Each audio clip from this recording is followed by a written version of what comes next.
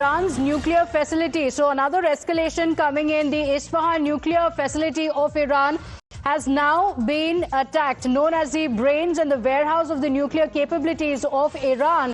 It has now come under attack from Israel. Well, this is very significant, viewers, because it is day 4 and what we are witnessing right now is escalation. Remember, it all started with one big objective: to deter Iran from making nuclear bomb. Ambassador Sajanhar, if you can tell us a little bit about the importance of this particular site being targeted as per reports and the visuals that we are getting from Isfahan right now. Yeah, thank you very much, Hina, for that question. You know, Isfahan has been the center of Iranian uranium enrichment. In addition to Isfahan, there are, of course, Natanz and Fordo. And last year, you would remember when there was the 12-day war in which the United States had come in a very big way, got its B-2 bombers, and they had gone deep into the ground, into the concrete construction and structures that had been created by Iran in terms of its enrichment facility, so as to make them absolutely impregnable, absolutely secure, so that no one would really be able to reach them.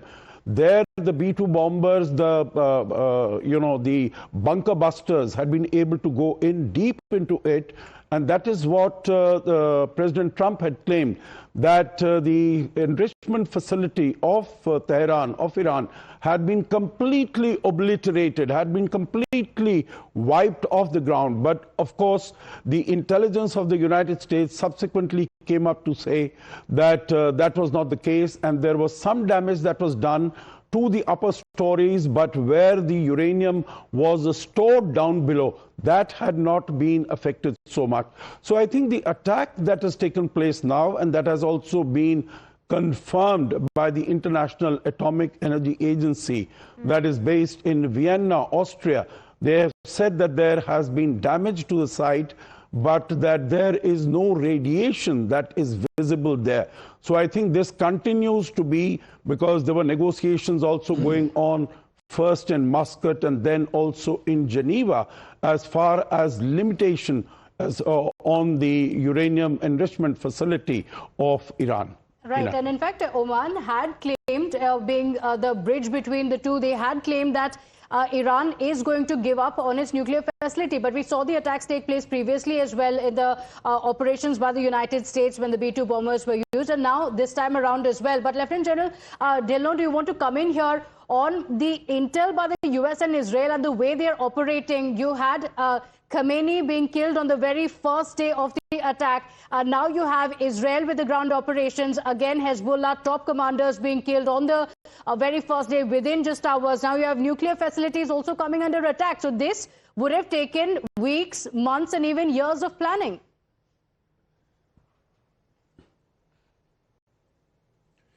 Yes, this would have taken a long time to plan. And since you asked about 3 separate aspects, I'll give 3 separate answers. First is the decapitating of the leadership, political and military, on the day 1, and how the war is going to pan out. See, after the decapitation of the political and military leader in phase 1, also in phase 1 would be to suppress the air defense and knock out the missile facilities or missile launchers. And then, as the phase 1 continues, the phase 2 would be to knock out the military industrial complex which is manufacturing these missiles and the warehouses where these missiles are stored. And accordingly, the phase 3 would go into economic degradation, degradation of their facilities to never get up again. And along with this would happen a narrative warfare or a very, very solid psychological operations in terms of fake videos, truth, half-truth, lies, myths, this, that, and beliefs. All that would continue side by side. And as of now, it seems we are going in for a long haul. This war is not finishing anytime soon. We have entered the attrition warfare phase, and attrition warfare will continue. Now coming to Hezbollah and Lebanon. See, it is not a very good military sense to open a second front when your war is going on. Israel is fighting a war with the mainland Iran, which is the base of logistics and every spot for Hezbollah in Lebanon. So opening a new front may not be correct, but what they will do in the meantime is to protect the citizens against rockets being fired by Hezbollah is they would degrade their command and control network, they would eliminate their leadership, they will wipe out their logistic dumps, their ammunition dumps, because that is easy to do. The weapon systems which are involved with Iran, primarily the air defense and the long range and medium range missiles, are not required to deal with Hezbollah there. What is required to knock out their command and control is artillery, the air which can go and strike and keep the border safe, and if required from standoff ranges, knock out anything which comes out. And they had given warning to 53 villages in the border areas to vacate. Right. So Hezbollah ground offensive, as you are referring to, ground offensive is when armored brigades and armored divisions, they drive into Lebanon. Right. Unfortunately, or as per my information, that has not happened. What has happened is knocking out their command and control and logistics and ammunition facilities, as also elimination of the leaders. Right. Lieutenant General Dillon, request you to stay on. The third point which you made was about the storage. Okay. Yes, sir. Go ahead. Yeah, third point was about the storage.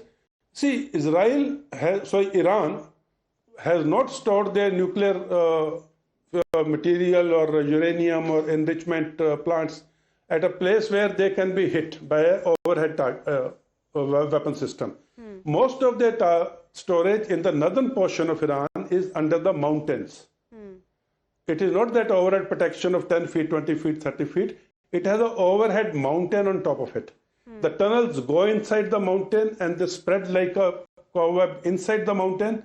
And any degradation of those tunnels inside the mountain is very difficult. What can be achieved is entry to those tunnels can be blocked or can be destroyed, which I think is a matter of time, 8 to 10, 12 hours, the entries can be reopened. Okay. So stay on with us. More breaking inputs coming in at this point in time. This theatre of war seems to be expanding further. After attack on UK base in Cyprus, France to send anti-drone systems to be sent to Cyprus. This is the latest update that we are getting for you. Yesterday only, Pratibha, French President Emmanuel Macron had made it clear that it will also be joining this particular war that we are witnessing, and now France also deciding to send anti-drone shield to Cyprus. So France will be deploying the anti-drone systems to Cyprus. And Lieutenant General Sanjay Kulkarni, is this a very clear indication that this is a very critical moment, that we are seeing the theatre of war now expanding with more and more countries being dragged into it? 100%, Pratibha. See, there are about 195 countries in the world, and about 45 countries are virtually involved in it. 32 of NATO, the West Asian, plus now 3 more of the NATO also pumped into this. You have France, you have Italy, you have UK. So it's a huge thing, a huge challenge.